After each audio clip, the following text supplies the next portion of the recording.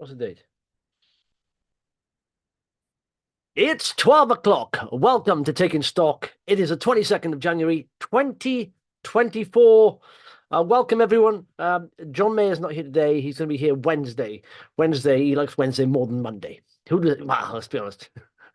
Who likes a Monday? Hands up if you do. So I want your help today before I get in the market, see what's moving and shaking, see what news is out there. I want to know how much research you do as a private investor. You know, how much time do you put into it? What makes you invest in a company? What's the things you look at? That's what I want to look at, because this is my thoughts. I think because companies, my eyebrow is a bit out of sort of say, because companies are listed, it's too easy to invest, to buy and to sell. Could you imagine a non-listed company, a business? Because you're investing in a business, a share of a business, all right? So if you were to invest in a non-listed business, let's say a friend had an investment opportunity to invest in his business, and you know, pretty much you can't buy and sell when you want. How much due diligence would you do? And I think it'd be a heck of a lot more than a listed company, wouldn't it? And especially in this market, you've got to do your research, because any, below expectations numbers that comes out hammers stocks, absolutely hammers them. And so you've got to be very careful. So what do? Let me know in the comments there. And by all means, while you're at it, if you could, hit that thumbs up button, subscribe to the channel, and download the Vox Markets app, which is voxmarkets.co.uk/app. And if you've not tried it before, give it a try, because it's free RNSs straight to the front screen of your smartphone or tablet, whatever, it's connected there. And like I said, RNSs come to you, you don't have to chase them down. But let me know, please, research-wise, what do you do? Or in the comments, right there, join in. I'm on my own, so I need a bit of help from a bit of chat there, if you could. Let's have a look at the markets here. Let's have a look at what's happening on the markets day. It's all green on the screen. FTSE 100 up by, 0.18% to 7475. FTSE 250, biggest rise today, best performer. Of course, they are more domestic-focused companies, and that's up almost 0.8%. FTSE all share AIM, that is, up 0.22, a fifth of 1%, pretty much, to 737. Some of the risers there: Entain having a good run, Persimmon, Barclays, Melrose Industries, Pershing Square, NatWest, Lloyds, Rightmove. All the banks are up. Have they been upgrading the banks there? Let me know what's happening. The banks are up there. Banks are rallying. Do you hold any banks? Fallers is a lot of the miners.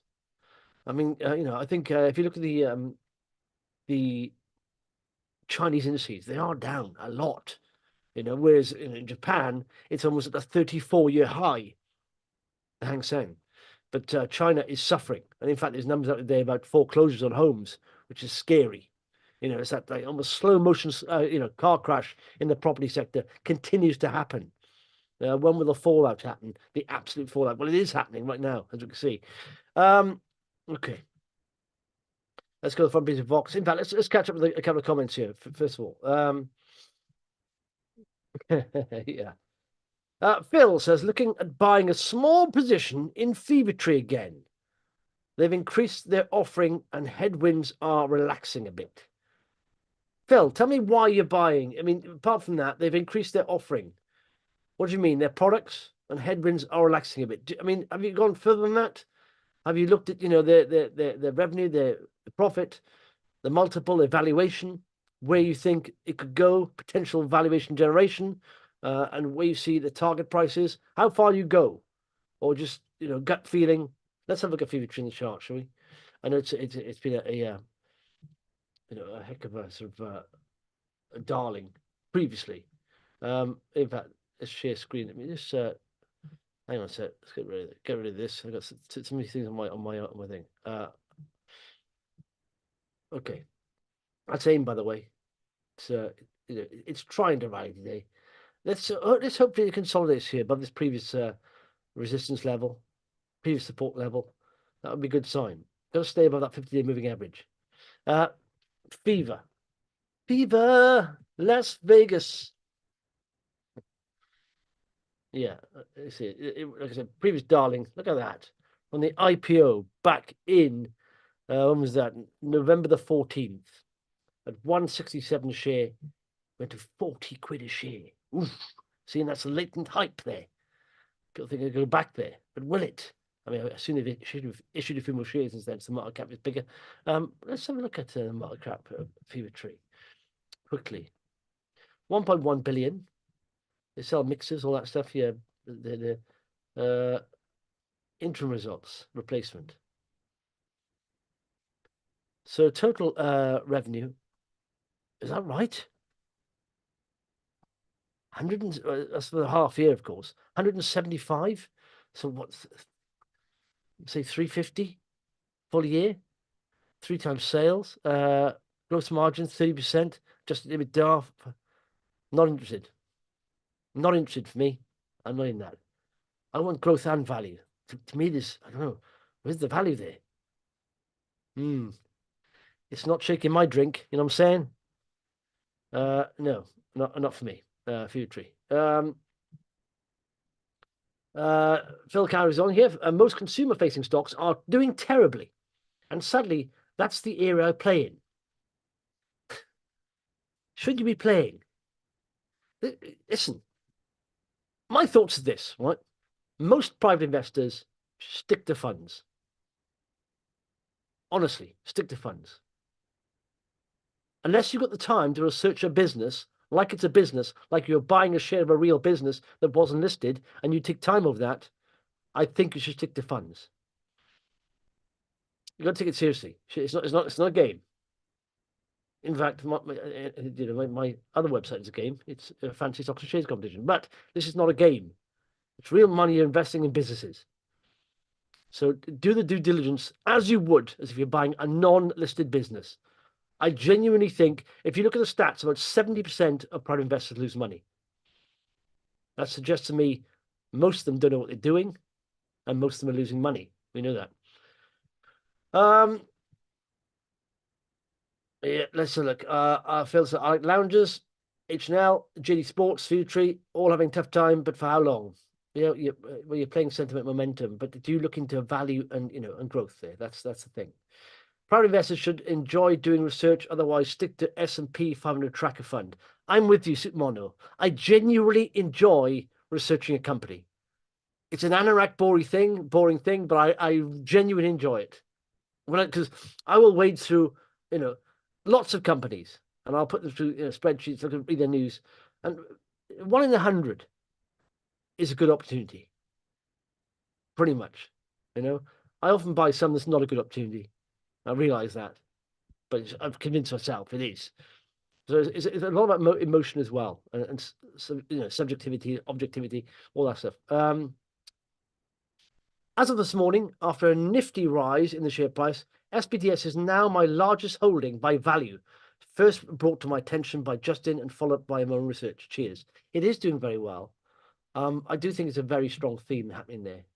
Like I said, I think it's one of the biggest themes people are not looking at, and that's deprecation of cookies. I think it's a huge area. Yeah, look at it. So I think I bought down here somewhere, but it's now 154. And I don't see this market getting any less buoyant. I don't think people understand the amount of money that goes through third-party cookies. It's one of the biggest industries in the world, digital advertising, and it's growing. Like I said, over 700 billion. Just look at market sizes run for sectors. 700 billion is a lot. It'll be over 1 trillion by 2030. And it's a lot of money looking for places to go there. And so, I do like that. Silver bullet. They should be coming out with a trading update around about end of this month, I think, or maybe this week or maybe next week. If you look at last year, that's what they did that. So, exciting company that. If you haven't done your research, please do your research on Silver Bullet. It's an exciting stock. It's one of the stocks I genuinely believe the markets are for in the UK. Almost a small tech company with something very special that needs funding, and it has had funding to get that 4D AI platform up and running. Now that's up and running, of course, the costs have dropped massively, significantly. Anyway, Rich Dad says, hardly any research. I just buy your tips. Don't do that. I mean, I keep saying to people get angry at me. You got to change your mind all the time. I'm writing a book at the moment about investing because I love investing, and it's a bulletproof plan to not losing money in the stock market, and that's key. It's two things: not losing money and making money. And in fact, if you're not losing money, there's a good chance you make money. And I don't think people think that way around. And I just say, everything I do is just information. And all the time, you've got to be able to evolve your strategy. And a classic example of that is Warren Buffett. Bought cigar butts originally. Original thesis was deep value investing cigar butts that had very little potential in them, but were valued way below the intrinsic book value. Then he evolved and he bought See's Candy with the help of Charlie Munger. He realized, it's better to buy a wonderful company at a fair price rather than a fair company at a wonderful price, because there's very little potential going forward in a fair company at a wonderful price. So you've got to evolve all the time. So, I change my mind on stocks all the time because they do change. If their forecasts come out that's not as good as previously thought, and their margins have changed, then you've got to change your mind. So it's a fast-moving thing. That's why I think funds help a lot, because in a fund you're very well diversified, low cost, and there's very little. It's a lot. Individual stocks is a lot more risky. It's a lot harder than just buying a fund. And I think you've got to be as good, even better than fund managers, as a private investor, because it's your money, okay? And they can afford to invest in a lot more companies. So obviously they are holding a fund pretty much, but you have a lot less stocks to play around with. So you're more exposed. And so you've got to be better almost. You've got to do more research than a fund manager almost. If you want to make money, that is. If you think you can just do it part-time, you're probably a genius. If you can do it part-time and you literally are making lots of money, you're a genius, because it's hard. And like anything, even if you look at the best sportsmen in the world, they'll all say effort it's not talent, it's talent and effort. But you put effort in, you get somewhere. That's what I think anyway. Okay. But Richard, I do usually do a fair bit of research. Days I do lack discipline and buy before I have fully researched. Yeah, there's a good way. One of the things, not to be honest, I mean, a lot of people do that. They do a bit of research, buy, and then do a lot more research because they have to, because they've got skin in the game. No, I've done that. I mean, everyone does that. I think you do tend to learn. That's why it's good to take a little position, I think, in companies initially, and then if it goes wrong, the loss is wrong. My best investment ever. This is Software. My best investment ever was a German finance portal where I couldn't do much research without learning German, going to Germany and talking to customers, which I didn't do. Okay. Yeah. No, so listen, I'm not saying sometimes you get that. I literally will research a company and convinced it's an excellent investment, and then it won't perform. Then all of a sudden I'll see an opportunity and I'll know almost sometimes instinctively that's good. And I think that comes with a little bit of experience as well, mind. So it does help to do lots of research to practice. But then it'll do well, and outperform. And I thought, well, I've done a tenth of research on that company, but I've done this company. Sometimes you can see something and you think that's knowingly full well it's a good investment. And where's that? Mr. Steve. In fact, let's go to some of the front page of Vox and see what's happening here. And I'll come back to some of the comments. But by all means, leave some comments there, research-wise. How do you do it? How much you do? All that stuff. So content-wise, Vast Resources signs a lucrative 3-year PGM, Platinum Metals Group agreement with Swiss investment company. And they are the most read today. And in fact, the details are here on Vast, up 8.84%. What's the market cap of Vast now? 5 million, is it? Wow. So they're saying that Vast will receive a 2.5% commission based on the sales value of concentrates distributed under this agreement. So taking that into context, they're saying here the estimated sales value based on seller assays is expected to exceed 100 million. So what's that? 2.5% of that? Do the math. So that's that. Well, let's look at a Vast chart here. How's it working out here? In a bit of a downtrend, but so it's had that. It's broken that 50-day moving average. Hasn't done that for a while. It needs to now break these previous highs. So you're talking about 1.5 or 0.15, I should say, or even this previous high. 0.155. Of course, when a company closes a new high, more people buying that, that stock at a high level, which is good news. Let me check the 20-day moving average off. I don't need that. I do use it a bit, see what's happening, but it's a bit too short term. Sorry, where am I buying? Oh yeah, Vast.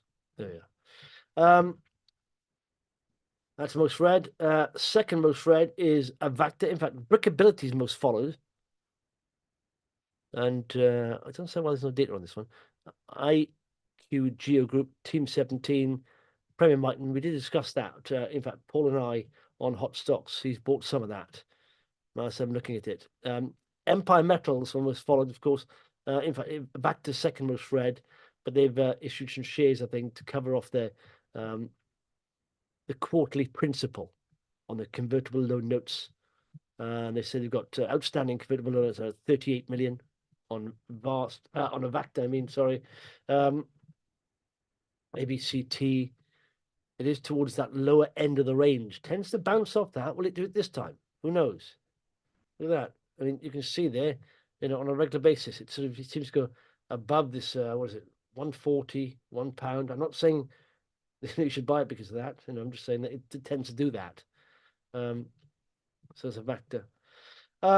Empire Metals. It's been, I think, last time I looked at the chart, Empire Metals done very well. But Saudi strategic investor led placing to raise 3 million in advance of development of Pitfield titanium project. What was that, 11 pence? Okay, so that's, and what did it raise by? 16%.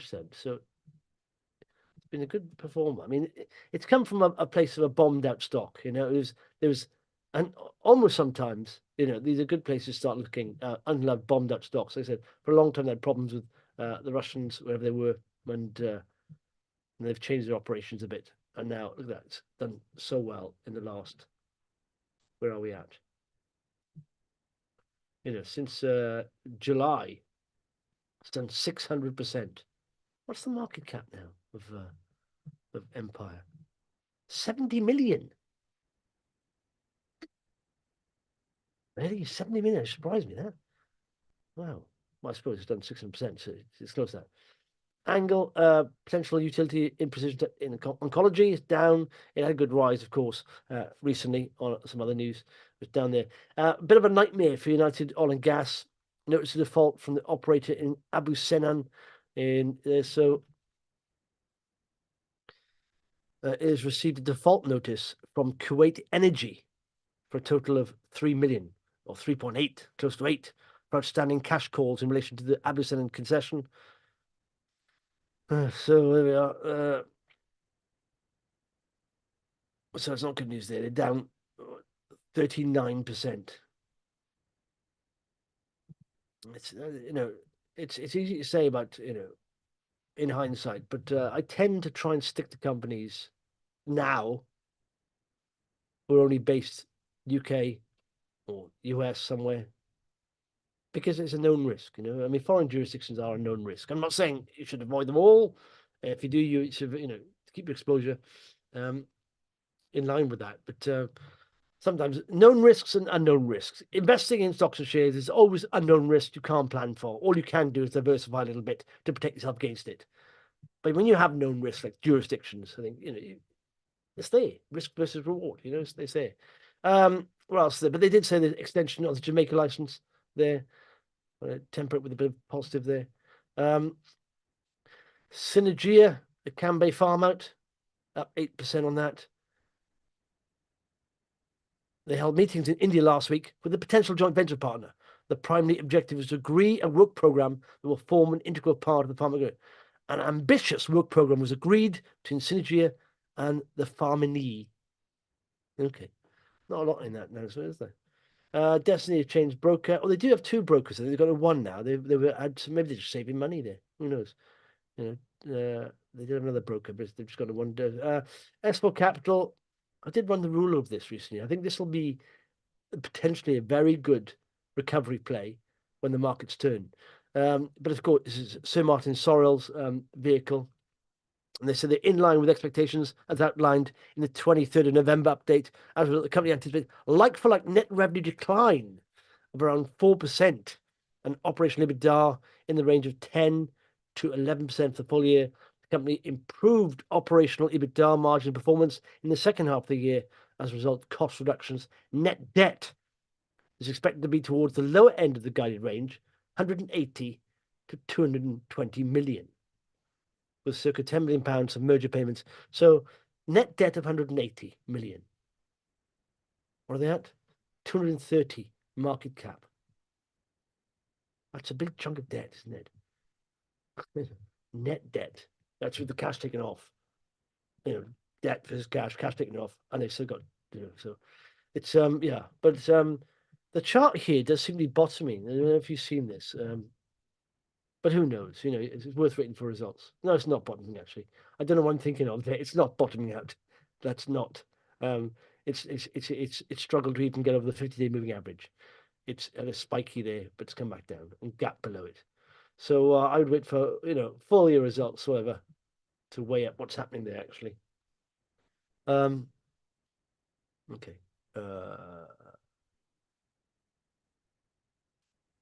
I was thinking about something then. I can't think.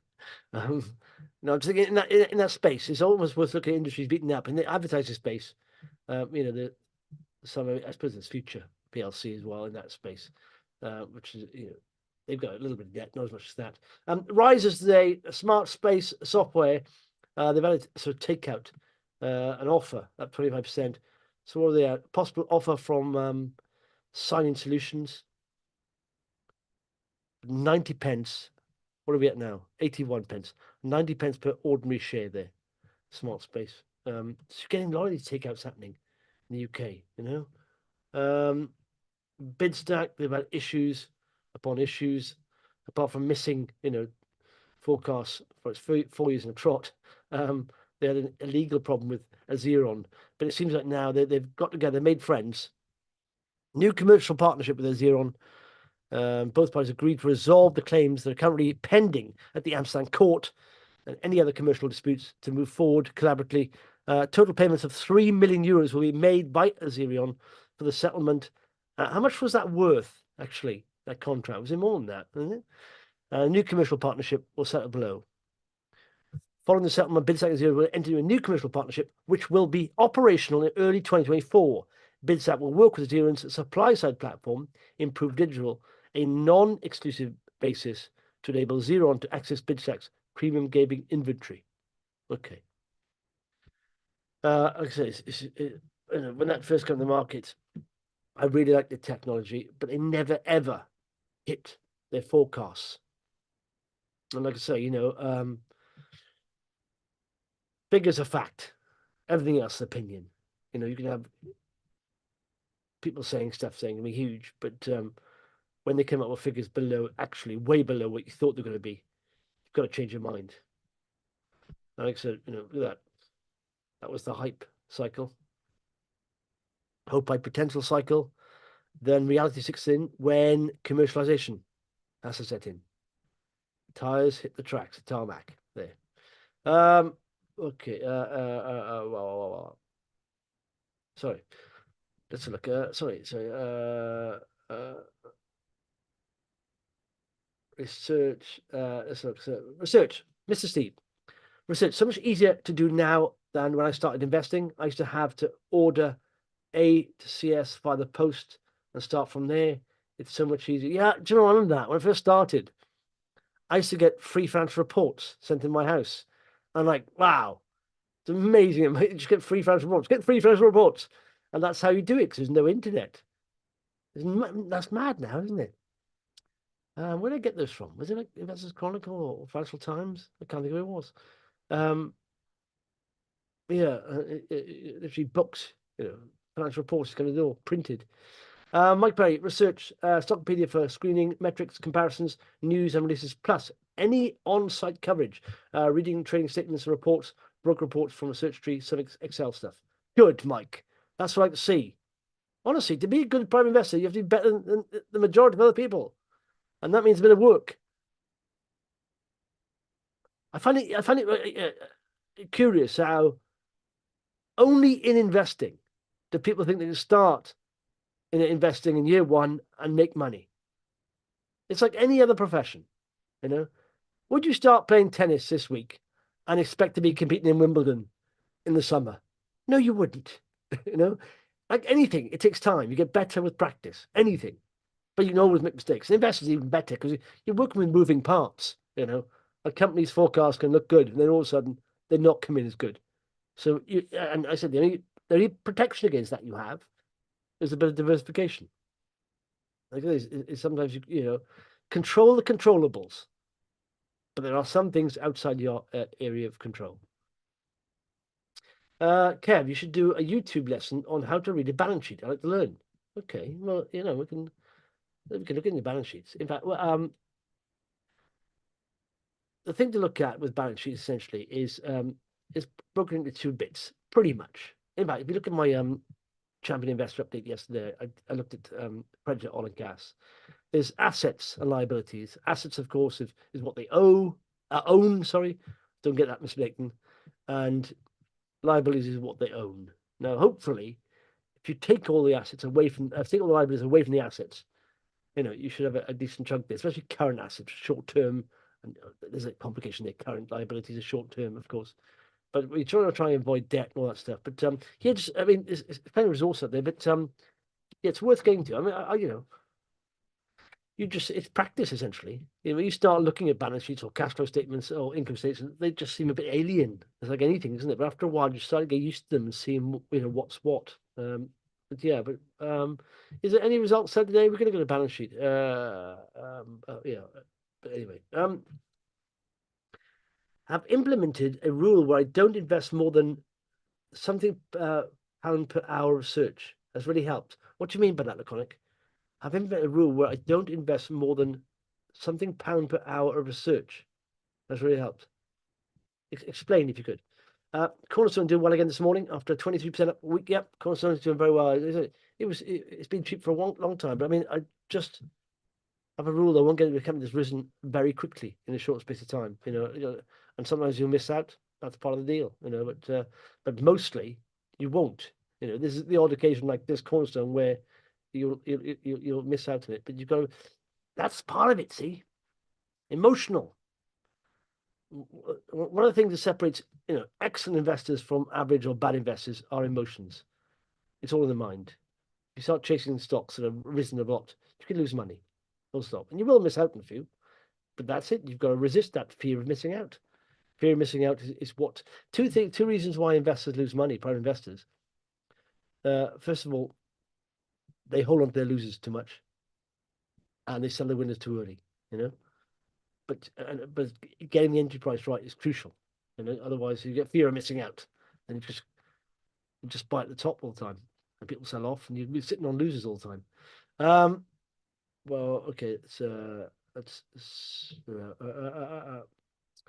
I funneled down by listening to potential opportunities from experts like you, John, and Paul. There's no one an expert, I think. Everyone's learning. There's some people further along than others. Some people get it faster, but everyone can learn to invest. You know, it just takes time and emotionally a lot, most of it. You know, we have access to everything else the experts have, pretty much. You know, but it's just you've got to be able to buy, you know, at the right time and not have fear of missing out, because that's, like I said, because what happens is you buy at the high, it'll drop and you hold on to that loss for a long time. So it's avoiding that. Mr. Steve, Fevertree have many have copied them now, so the whole range is commoditized now. X growth, so lower margins per way. Yeah, so I sort of agree with that. It's gone. Informer, you're not into it though, are you? Informer, you don't have to invest anything if you're in crap clothes. You've got to enjoy researching. To be good at it, you've got to enjoy something. Full stop. It's like get a job you really enjoy, you know, and you'll never work again in your life. So you got to enjoy it. I think to be a really good investor, you've got to enjoy it. If it's a ball ache, you won't, because you won't want to spend any time doing it. I do pay attention a lot inside of buying and selling. Yeah, sometimes. Yeah. I think it's great advice just to invest a little first. I've done that for the first 6 months. That approach has really helped to minimize losses. Yeah, it does. Honestly, it's helped me a hell of a lot. There's sometimes I will go big-ish because I think it's almost like a no-brainer. But listen, people who say an investment's a no-brainer have no brain. Everything's got risk attached. But yeah, but I think starting off very small and waiting. and literally see some financial reports come out. And then if you're going the right, you know when you've got a win in your hands. I don't do fishing, but you know when you've got a big one in your hands. But sometimes you think you may have a big one and you haven't got anything, and it can go the other way. Now, if you've got too much in, you're in trouble. But you can always start small. There's always time to scale up, and when you start rising. Been researching a Plus500 over the last few days. Seems very cheap. I've thought CMCX was cheap, and are they starting to rally now? I think they did. It's not my area. I mean, pretty much CMCX, but CMC Markets. I mean, and it seems to be. I mean, it hasn't yet. I mean, look at that. It's come down almost a hockey stick there. Be interested to see some more updates because it's had a nice jump. Oh, sorry, I'm not showing the screen. CMCX, CMC Markets. I mean, what's plus 500? Okay. Oh, yeah, it's had a rally, isn't it? Have you bought any of that yet? I'll be careful of that. It has to consolidate a bit, I think. Well, it seems very cheap, even with they've got a mountain of cash and bought back 20% of their shares in the past year. US big cap and crypto is a game and don't have to do research. Well, I know, but I enjoy researching. RKH, good news today. RKH. RKH. What is Rockhopper? Why hasn't it risen? What's going on there? Okay, Phil, we have very different investment style. I just like companies you look at are different. John's Fevertree had better margins in the past, net profit. The question is, will they again? Yeah, everyone has different styles. Everyone has different styles, And I agree with that. I hope that plays out. I just think I hope it does well. Look on e.g. after 10 hours of research, the cap I'm allowed to invest initial nibble of 10K after. Oh, I see what you're saying. What if you do 10 hours of research and you've discovered something about the company that's bad? I assume then you wouldn't invest anything. So 50 hours of research, maximum of 50K. Oh, okay. I use more of a percentage of my total portfolio value thing there. And I tend to start off with 3%. The kind of saying that the amount of investment in stock is proportional to the time you spend. But I do like that idea, Laconic. That's a very good idea. Yeah. Saves getting overexcited and diving into too deep. Yeah. Like you can only know it's a no-brainer if you've done enough research to confirm it. Yeah. No, nothing's a no-brainer. There's close to no-brainers because you see something like literally the valuation is crazy and the growth is improving, but never a no-brainer. Never. Once we start seeing things as a no-brainer, I think then we lose money. I think because every investment you make can lose money, no? And it's almost thinking that way around. Why will this lose me money, and why will it make me money? Risk reward. I'd say there's a lot more risk on mining and healthcare stocks or high risk, low reward small caps than companies with previous track record. Yeah, I know. But what is the thing is, Phil, right, look at your track record now in investing. Tell me what it is. And then what are you basing that on? Because, there's plenty of people on Twitter who tweet out all day, there's experts and all that stuff. Ask them what their track record is investing, because that's the proof of the pudding. What's their returns?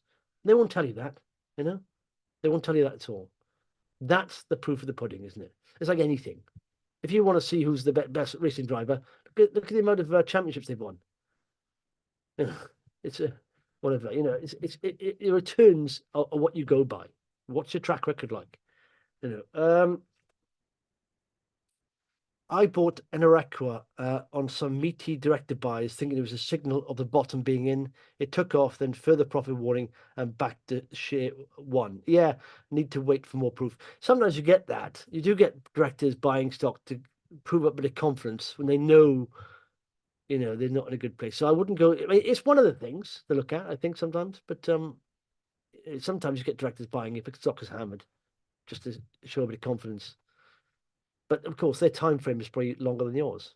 Hopefully, maybe sometimes. So they're prepared to and also, they're investing at a lot lower level normally if they're founder, of course. So they're sitting on a big profit anyway when they got listed. Well, I don't know. The thing I find tricky is balancing research with timescale. I tend to be drawn towards new biofood tech and put a 10-year timescale. However, I realize it can go all horribly wrong at any time. Yeah, I mean, there are companies that are basically binary outcomes, aren't there? Be careful of those. I mean, like I said, there's always room in the portfolio for a hope high potential stock. And I said that. What I mean by that is companies that have massive potential, but it's based on future profits and all that stuff. They're not generating anything now, but I wouldn't go crazy on them because, like I said, they are binary outcomes, some of them, and they can drop by 50% overnight, in a day. So, yeah. Is CMC seen as gambling? So with some regulatory risk, yeah, that's CMC is, yes, I assume. Spread betting and all that stuff, isn't it? Yeah, I don't think we've seen Fevertree in downtrend yet. Almost not proportional though. It's a cap more than being proportional. If with extra research I realize it's not as great as I thought, I certainly don't increase that. Should you really play in? You miss into no, I'm joking there, Phil. But I mean sometimes because what I'm trying to say is because companies are listed and they're liquid, it's a lot easier to jump in and jump out. Where if we didn't have that option and you're investing in businesses, which is what they are, that weren't listed, like I said, if you had the chance to invest in a friend's business and you knew you couldn't jump in and out, you'd tend to do more research on it, and almost like apply that because I'm not in, I don't like trading.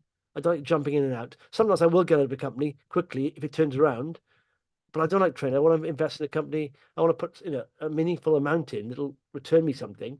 But to do that, I have to do some research. So my intention is to invest long term. If the fundamentals change and the stories change, I'll get out. And so I can be very enthusiastic about stock when I invest. That's the case. And then if it starts going wrong, this isn't playing out. So there's the word play again. I'm just saying, the fact they're listed means we don't take them seriously. Anything else? Anything else? That's Bidstack. What else is there? Anything else on there? What else is it? Well, there's John there with the guys from we talked about that. City upgrade Segro to buy. Trifast warns on full year results. Shares tank. Yeah, they did come out with so they do fasteners, don't they? Engineering, manufacturing, distributing high quality industrial fastenings to global line. But they say, advert there.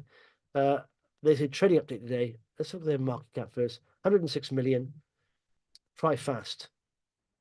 It's almost like companies this. It's like, when you have companies warning and they're a good, like I said, good track record. It's like putting them on a watch list and just monitoring their news. It's in my mind, it's just patience. I never jump into companies. But I mean, it's not the kind of company I'd like anyway. But when you see very good businesses taking their hammer in, almost sit down and wait for a change or things getting less worse. It's a patient game. I was saying, market conditions during Q3 saw a continuation of the trends described in the group's interim results published the 21st of November 2023, characterized by low visibility and volatile demand in a number of end market and geographic segments. It's almost like a minefield, isn't it? There's so many of these now macro worries. Disappointingly, a performance in December was impacted by significantly lower than forecasted volumes in both our Asia operations and global distribution sales channel. I like the fact they're being quite honest up front there. I know they have to be. Some companies try and couch in a bit of positivity first, don't they? And try and hide the thing. Revised revenue 230, adjusted EBITDA of what is it? Hang on. So 10% of that was a 2023, 16 million EBITDA, is it?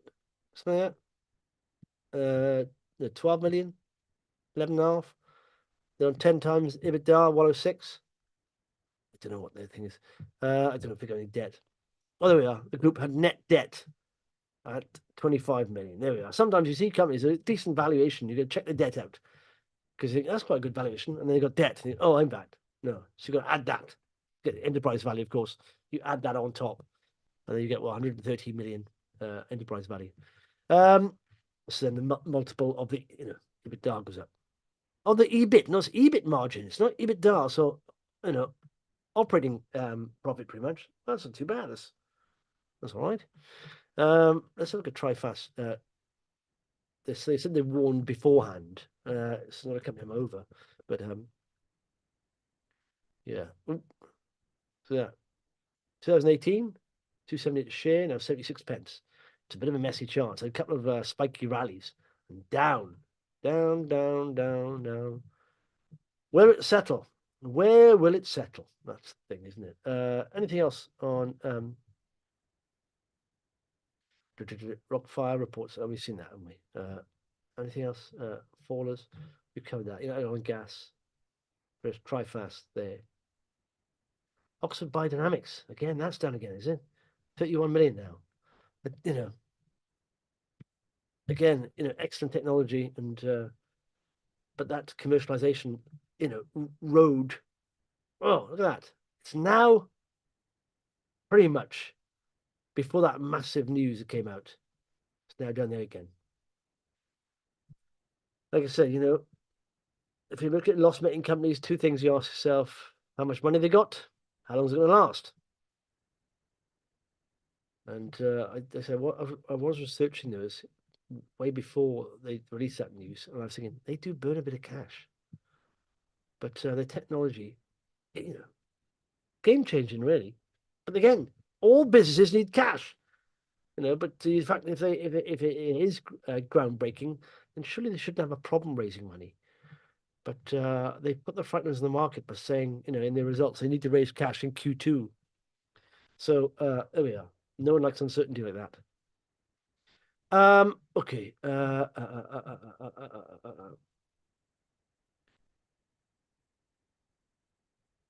CMC are trying to become a broker. I have ISAs and GIIs now. Started this in Australia and now in the UK. Okay. I think Justin's dyslexic. On the plus side, he keeps showing up. Do you know what? I think I've never looked into it, but I have to read RNSs quite a few times. That's why I quite like podcasts, because you can, a bit more colour to it. Try our global GBP play. Great when the world's manufacturers are full steam ahead. Okay. GBP. Sorry, why am I dyslexic, Bristol? Why? This is gambling, so with some regulatory risk.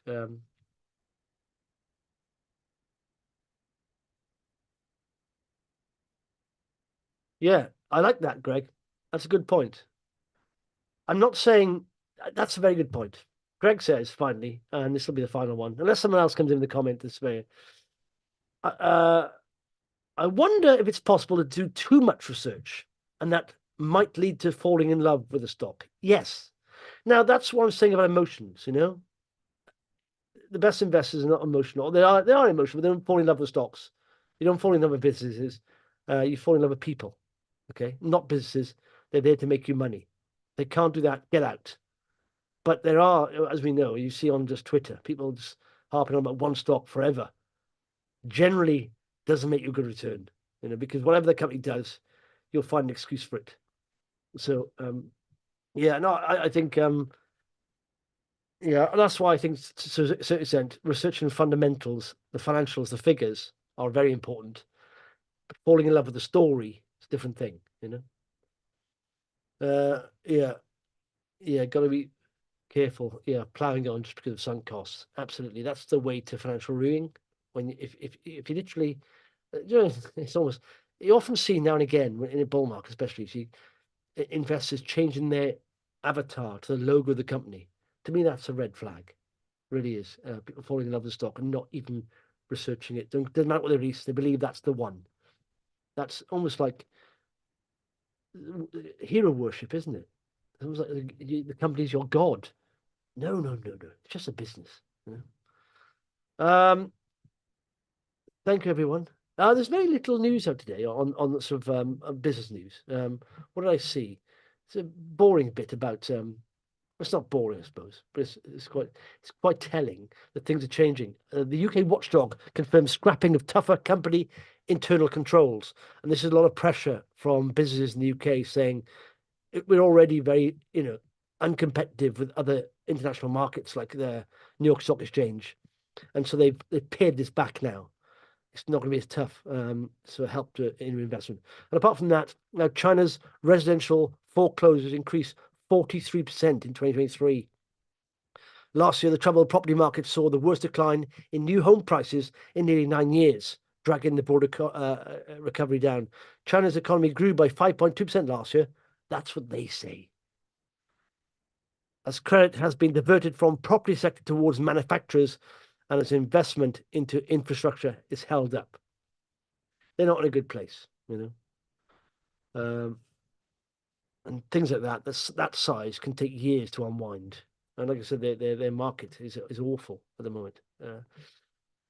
Okay, that's it. Thank you very much for tuning in, everyone, and it's much appreciated. If you could, hit the thumbs up button, share it with someone, and if you haven't subscribed to the channel, would much appreciate that. Mr. Steve, I'll finish on this. Plus500. I could say what I think of them here, but it won't be publishable. Thank you, Mr. Steve, for holding back on that. But I get what you're saying. I don't know why you think that, but there we are. See, so it takes two people to make a market. Thanks, everyone. And I'll be back tomorrow with John. Bye, bye, bye, bye, bye, bye, bye.